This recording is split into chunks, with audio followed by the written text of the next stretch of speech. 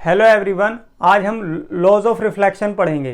Laws of reflection क्या होते हैं? एक्चुअली जब हम मिरर पर रिफ्लेक्शन कराते हैं, चाहे वो प्लेन मिरर हो, चाहे वो स्फेरिकल मिरर हो, मींस चाहे वो कॉनकेव मिरर हो, चाहे वो कॉन्वेक्स मिरर हो, ठीक है जी।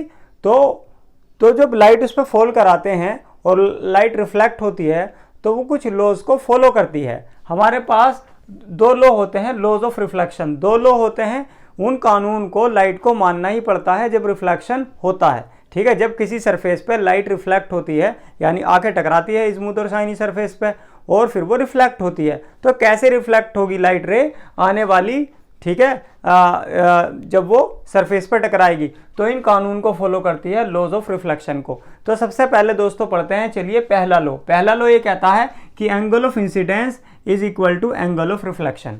एंगल ऑफ इंसिडेंस किसके बराबर होता है दोस्तों? एंगल ऑफ रिफ्लेक्शन के बराबर होता है। एंगल ऑफ इंसिडेंस को लिखते हैं एंगल आई से, ठीक है, और एंगल आर क्या होता है? Angle of reflection. तो हम एंगल ऑफ इंसिडेंस को लिखेंगे एंगल आई से, एंगल ऑफ रिफ्लेक्शन को लिखेंगे एंगल आर से। तो इसका मतलब क्या हुआ? Angle I is equal to angle R. तो एंगल आई हमेशा एंगल आर के बराबर होता है। एंगल आई हमेशा एंगल आर के बराबर होता है। ये पहला कानून है रिफ्लेक्शन का, यानी जब किसी स्मूथ और शाइनी सरफेस पर रिफ्लेक्शन होगा, लाइट आके गिरेगी, तो वो इस पहले कानून को फॉलो जरूर करेगी, जिसमें angle of incidence angle of reflection के बराबर बताया गया है, ठीक है दोस्तों। पहले लॉ को याद रखेंगे, ठीक है, कि angle of incidence angle of reflection के बराबर होगा। अभी वैसे मैं इसे और एक एग्जांपल से क्लियर भी कर दूंगा। अब दूसरा लॉ ये कहता है दोस्तों कि इंसिडेंट रे, आई आर का मतलब इंसिडेंट रे, आर का मतलब reflected ray, and normal, N का मतलब normal, all three lie in a same plane, एक ही प्लेन में लाई करते हैं। इंसिडेंट रे, रिफ्लेक्टेड रे और नॉर्मल एन, ये तीनों एक ही प्लेन के अंदर लाई करते हैं। ऐसा नहीं है कि इंसिडेंट रे किसी और प्लेन में होगी, रिफ्लेक्टेड रे किसी दूसरे प्लेन में चली जाएगी, ऐसा बिल्कुल नहीं होगा दोस्तों। ऐसा दूसरा कानून कहता है रिफ्लेक्शन का। तो इस तरीके से हमने रिफ्लेक्शन के दो कानून पढ़ लिए डियर फ्रेंड्स। देखिए लॉज ऑफ रिफ्लेक्शन, पहला लॉ क्या है? Angle of incidence angle of reflection के बराबर होता है, यानी एंगल आई एंगल आर के बराबर होता है। दूसरा कानून यह है कि आई incident ray I R reflected ray और N for normal, all three lie in a same plane, ये एक ही प्लेन के अंदर लाई करते हैं, ठीक है। मान लीजिए ये इंसिडेंट रे है, ठीक है, और ये फिर रिफ्लेक्टेड रे है। आगे दोस्तों बात समझ में? और ये मैंने नॉर्मल ड्रॉ कर दिया इस सरफेस पर, ठीक है, एन, ये मेरी इंसिडेंट रे, ये देखो मेरे हाथ के प्लेन में लाई कर रहे हैं ना दोस्तों, ये मेरे हाथ के प्लेन में लाई कर रहे हैं दोस्तों, ध्यान से देखिए, ठीक है। ये इंसिडेंट रे, ये रिफ्लेक्टेड रे, और ये मैंने नॉर्मल ड्रॉ कर दिया, ये तीनों एक ही प्लेन में लाई करते हैं, ठीक है। तो ये दो नियम हैं, मैं आपको इन्हें एग्जांपल से बताता हूं दोस्तों, ठीक है। देखिए जैसे मान लीजिए ये मेरे पास एक प्लेन मिरर है, ठीक है, यहां पर मैंने लाइट को मान लीजिए ऐसे करके इंसिडेंट कराया, तो ये मेरी आई आर इंसिडेंट रे हो गई दोस्तों, ठीक है, इंसिडेंट रे। अब ये जिस पॉइंट पर इंसिडेंट होती है इसे बोलते हैं पॉइंट ऑफ इंसिडेंस। यहीं पर मैं एक नॉर्मल ड्रॉ कर देता हूं दोस्तों, इस सरफेस के परपेंडिकुलर नॉर्मल ड्रॉ कर रहा हूं, ठीक है। ये एन फॉर नॉर्मल ड्रॉ कर दिया मैंने दोस्तों, ठीक है। अब यहीं से एक रिफ्लेक्टेड रे जाएगी, ठीक है। आगे दोस्तों बात समझ में? ठीक है, ये मैंने आर रिफ्लेक्टेड रे बना दी, ठीक है दोस्तों। तो ये मेरी आई आर इंसिडेंट रे थी, ये मेरा नॉर्मल एन है, ये आर रिफ्लेक्टेड रे है, और ये मेरा प्लेन मिरर है। क्या है दोस्तों? ये प्लेन मिरर, ठीक है दोस्तों, ठीक। अब देखो मैं इसमें आपको यहाँ पे पहला लॉ बताता हूँ, वो ये कहता है कि angle of incidence I angle of reflection R के बराबर होगा। तो देखिए एंगल ऑफ इंसिडेंस नापते कैसे हैं? ये जो इंसिडेंट रे है ना, और नॉर्मल तक का एंगल, यहाँ से यहाँ तक का एंगल नपेगा, तो ये जो एंगल है ना इंसिडेंट रे से नॉर्मल तक का एंगल, इसी को बोलते हैं एंगल आई, ठीक है दोस्तों। और नॉर्मल और रिफ्लेक्टेड रे से लेके नॉर्मल तक का जो एंगल होगा इसी को बोलेंगे एंगल आर, ठीक है। The angle from incident ray to normal is known as angle of incidence and angle from reflected ray to normal is known as angle of reflection. तो पहला कानून फॉलो हो रहा है दोस्तों, यानी जिस एंगल पे आएगी उसी एंगल से जाएगी, यानी angle of incidence angle of reflection के बराबर होगा। लाइट सरफेस पे आके टकराई प्लेन मिरर पे, इस पॉइंट ऑफ इंसिडेंस से रिफ्लेक्ट हुई, ठीक है जी, और ये स्मूथ और शाइनी सरफेस थी। ये जो सरफेस थी मिरर की कैसी थी? स्मूथ थी दोस्तों, स्मूथ एंड शाइनी थी, ये वाली बात ध्यान रखना। और ये सब्जेक्ट, ठीक है, और ये जो सरफेस थी, ठीक है, ये जो पूरा हमारा मिरर है ये ओपैक है। तो अगर कोई बॉडी ओपैक होगी, ठीक है, ओपैक होगी, ठीक है, ओपैक अगर दोस्तों ये अगर इसके अंदर ओपेसिटी 0 होती, मतलब ये ट्रांसपेरेंट होती, फिर तो ये रिफ्रैक्शन हो जाता ना।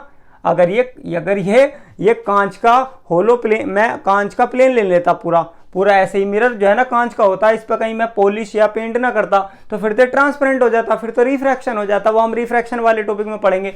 तो हमने क्या करा, पीछे सिल्वर किया, फिर यानी सिल्वर्ड किया, यानी सब, फिर इसके बाद इस पर पेंट कर दिया, तो यानी अब ये पॉलिश्ड सरफेस हो गई पीछे, ठीक है। तो स्मूथ और शाइनी सरफेस आ गए, ठीक है, और पीछे से कोई रिफ्लेक्शन नहीं होगा। यहां से दोस्तों रिफ्लेक्शन नहीं कराना है, पीछे की तरफ से रिफ्लेक्शन यहां से नहीं कराना है दोस्तों, रिफ्लेक्शन हम आगे से करा रहे हैं, रिफ्लेक्शन हम आगे से करा रहे हैं। सबसे पहले मैंने क्या करा, प्लेन मिरर के लिए ये मैंने ग्लास ले लिया, ग्लास के पीछे मैंने सिल्वर्ड किया, ठीक है जी, उसके बाद उस पर पेंट कर दिया, तो पीछे वाली सरफेस को नॉन रिफ्लेक्टिंग बना दिया, और फ्रंट वाली सरफेस को क्या बना दिया, रिफ्लेक्टिंग बना दिया। अब रिफ्लेक्शन का पहला कानून है एंगल ऑफ इंसिडेंस यानी angle I, angle of reflection यानी एंगल आर के बराबर होता है। तो ठीक है, angle of incidence is equal to angle of reflection, ठीक है दोस्तों। तो यहाँ पे ये इंसिडेंट रे है, ये रिफ्लेक्टेड रे है, और ये नॉर्मल ड्रॉ करा मैंने इस सरफेस के परपेंडिकुलर, तो एंगल आई एंगल आर के बराबर है, ठीक है दोस्तों।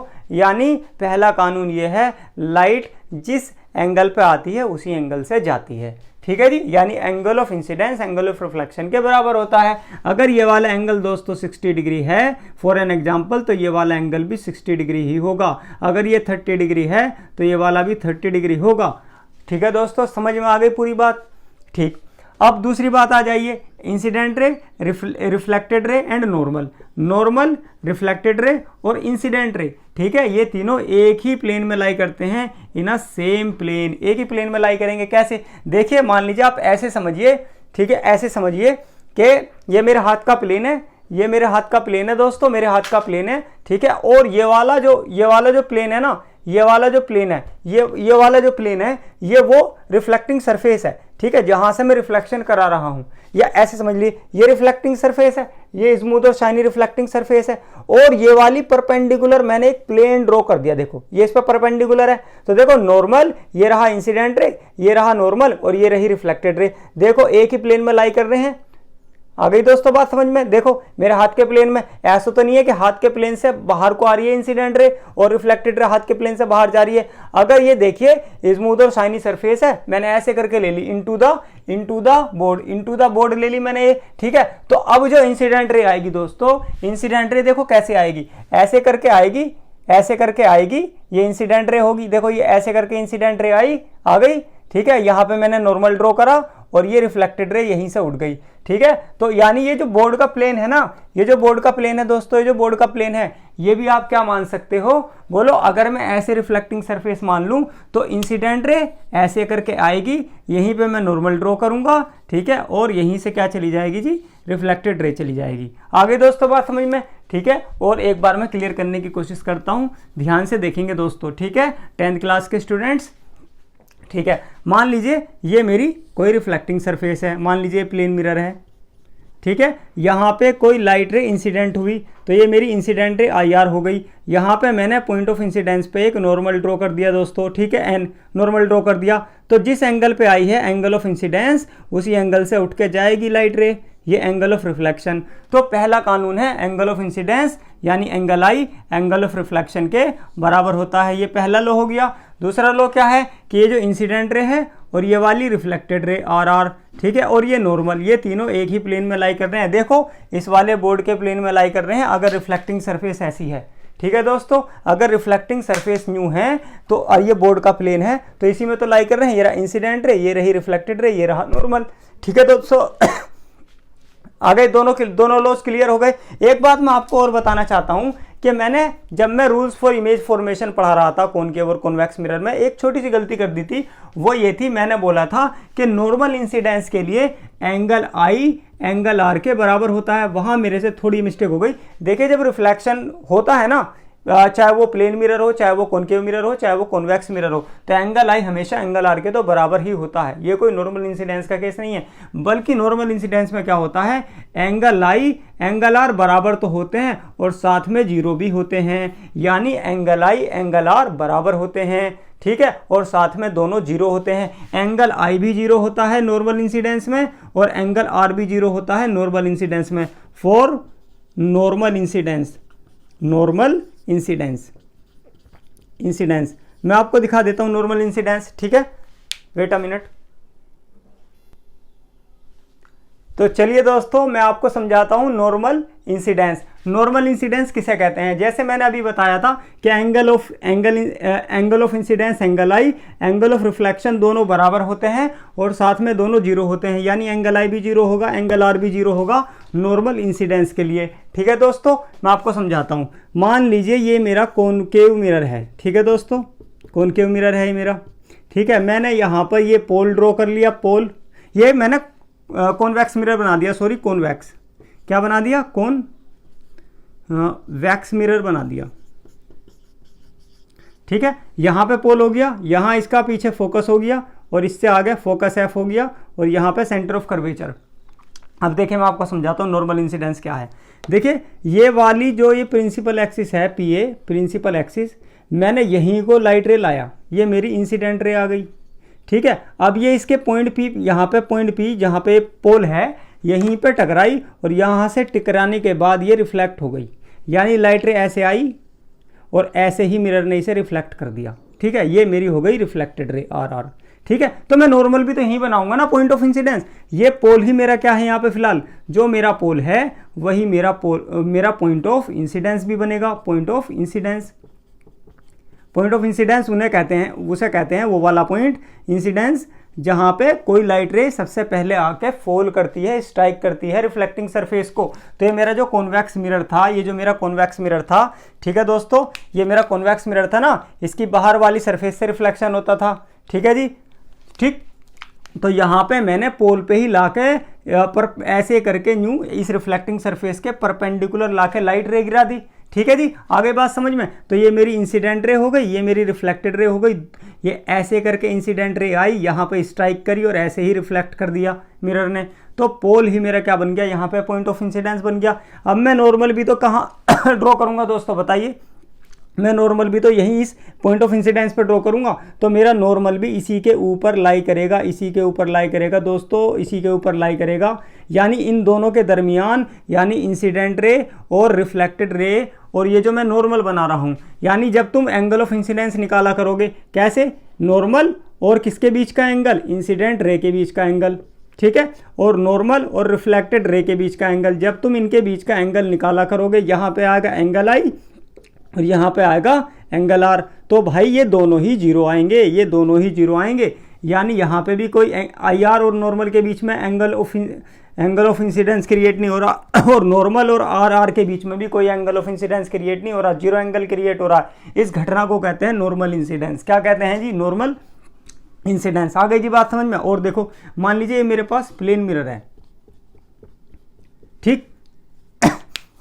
अब लाइट रे ऐसे करके स्ट्राइक करती है इस पर, ये इंसिडेंट रे आई आर, यहाँ पे मैंने बना लिया नॉर्मल ड्रॉ कर लिया, ठीक है, इस पॉइंट ऑफ इंसिडेंस पे, और यहाँ से ये लाइट रे रिफ्लेक्ट हो गई, ठीक है, यहाँ से यहाँ, ठीक है। अभी और बताता हूँ, तो ये एंगल आई और ये आपका एंगल आर, यहाँ पे नॉर्मल इंसिडेंस नहीं हुआ दोस्तों, एंगल आई एंगल आर के तो बराबर है रिफ्लेक्शन के पहले कानून को फॉलो करके, लेकिन angle I angle R equal नहीं है जीरो के।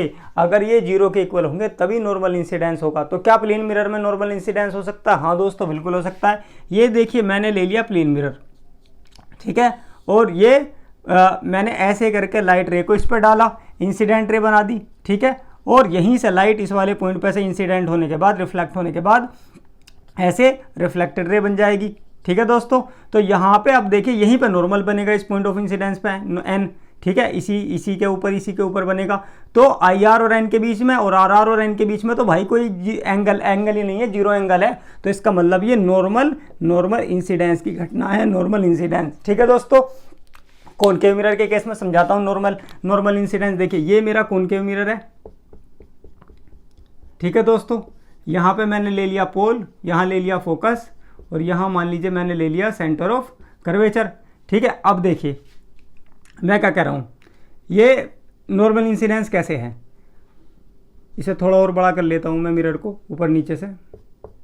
ठीक है दोस्तों, मान लीजिए मैंने लाइट रे को सी पे डाला ऐसे करके इंसिडेंट रे, और ये सी पे आने वाली, मैंने आपको इमेज फॉर्मेशन में, रूल्स फॉर इमेज फॉर्मेशन में बताया था कि जब कोई लाइट रे सी की जानिब को आती है और मिरर से रिफ्लेक्ट होती है, ठीक है, तो वो वापस चली जाती है। तो मेरे भाई यहाँ पर क्या होगा, यहीं पे तो नॉर्मल बनेगा, यहीं पे नॉर्मल होगा, तो यहाँ पे भी एंगल आई 0 होगा और एंगल आर 0 होगा। ठीक है, कॉनकेव मिरर के केस में।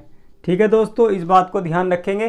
ठीक है, सारी चीज़ें एक बार आप वीडियो को दोबारा भी दोबारा से भी देख सकते हैं। ठीक है, 1.5x पे। ठीक है दोस्तों, अपना ख्याल रखिए। Science with Aamir YouTube channel को सब्सक्राइब कीजिए। बाय।